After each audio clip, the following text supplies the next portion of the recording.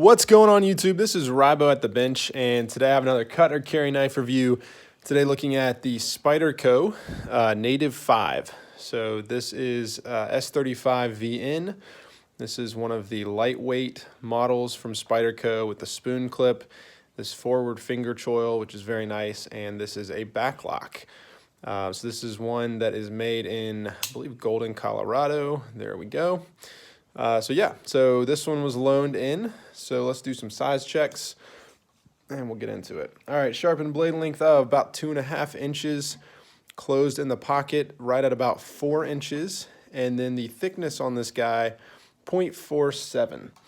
And you have a fairly lightweight knife. This is a Spyderco lightweight that's actually pretty lightweight because, as you can see, there really aren't any liners in there because of the nature of a backlock. You have 2.5 ounces, which is very, very nice in the pocket. And then let me do some comparable Spyderco size checks. So you have the Para 3 lightweight, which is a very similar knife in a lot of ways. The Sage 5, which is also incredibly similar, but is not a lightweight. And then the FRN Chaparral, which again, fairly similar, some differences, but you can see all of these are kind of in the same family. All right, let's talk about likes and dislikes of the Native 5.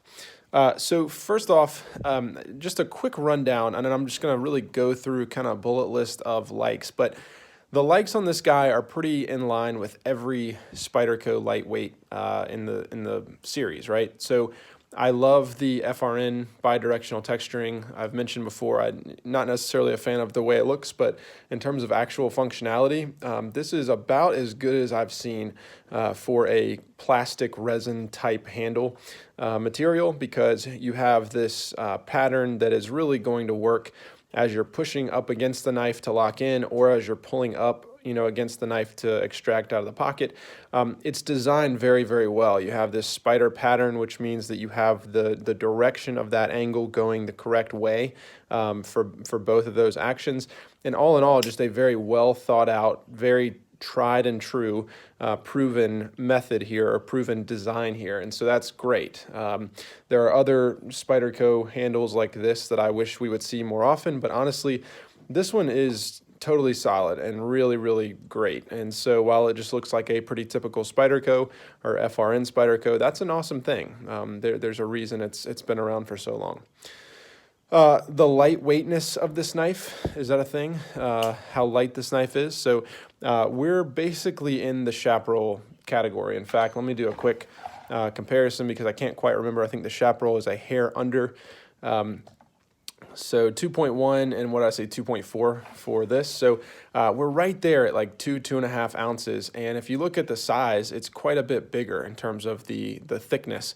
And so you do have like kind of a more robust handle, and you're still coming in at like 2.5 ounces or less, which is really awesome. So the fact that this is actually a lightweight knife is really great. The blade, I love Spyderco blades. I love leaf style blades, and I think that this is a great one. I like the swedge up here. I think it, just adds some visual interest, kind of adds to the, I don't know, pierciness, maybe in theory, I guess, if you were having to puncture a box or something like that. But all in all, I think just a very nice looking blade, very slicey. I think that, fairly thin.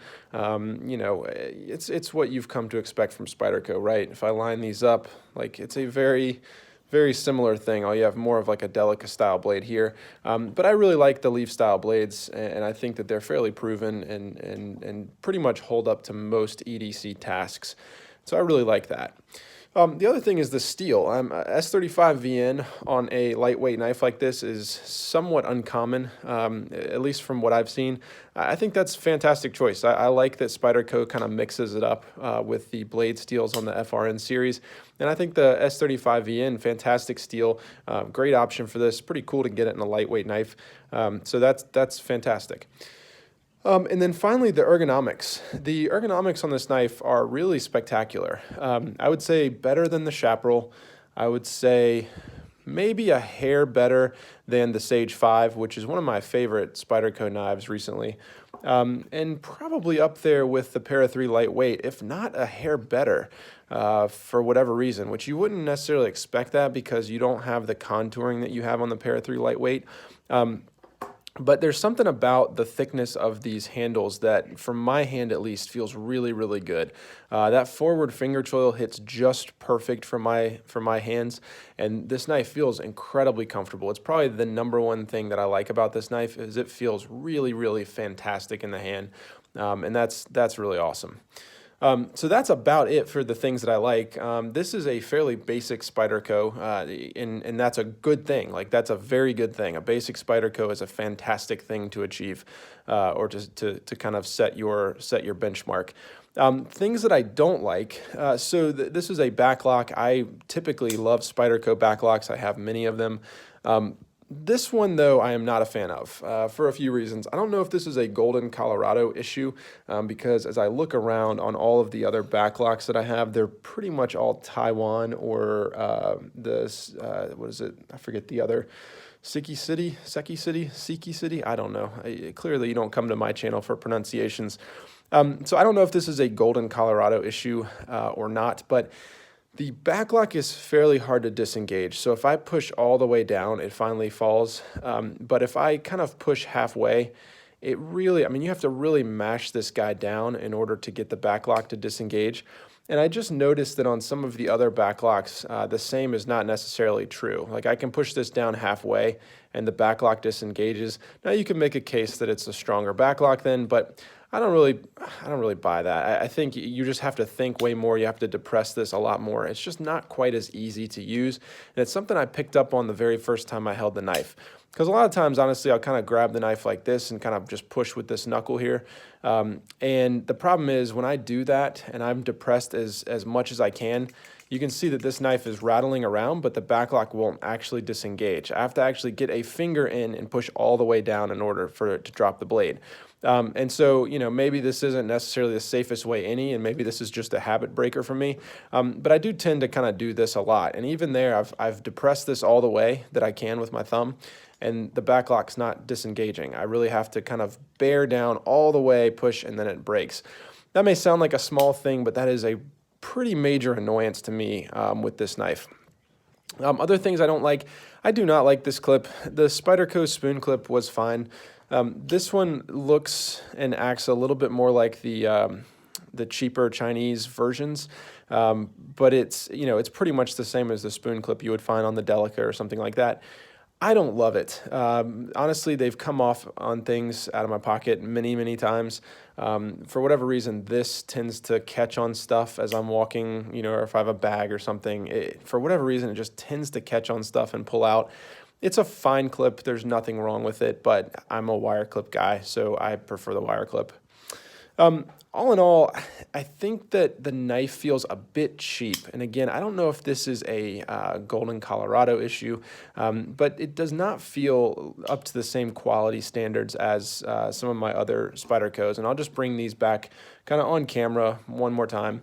If I had to pick between this and any of the ones on the table, with the exception of the Para 3 lightweight, it would be an easy choice to go with the Sage 5 or the Chaparral.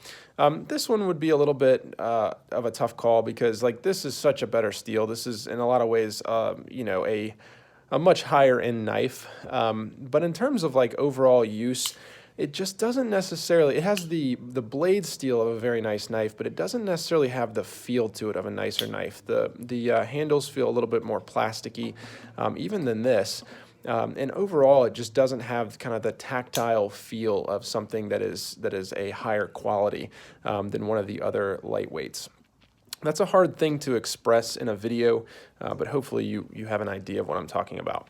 So cut or carry for me, this is going to be a cut, but I say that, and you know, it's a basic Spyderco. It's a good Spyderco. There's absolutely nothing wrong with this. This is still a far better knife than many knives at the same price point. For me, however, you know, I would prefer probably a Sage 5 or an FRN Chaparral, something like that, over the Native. All right, so hope you've enjoyed this video, and I'll see you next time.